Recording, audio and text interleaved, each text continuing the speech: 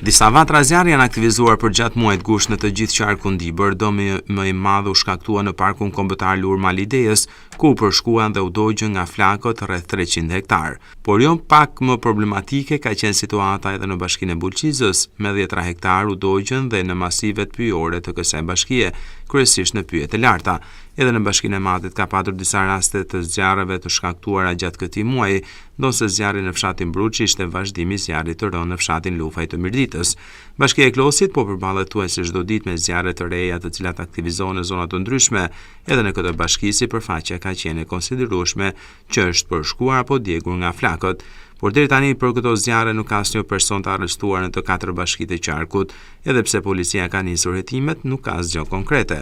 Të vetmin fajtor të zbuluar deri tani nga policia kanë qenë për shefin e monitorimit të parkut kombëtar Lur Malidejes dhe heroin e Medisit, të cilës sipas policisë nuk kanë marrë masat e nevojshme për ruajtjen, mbikëqyrjen dhe mbrojtjen nga zjarri të territorit në përgjegjësinë e tyre.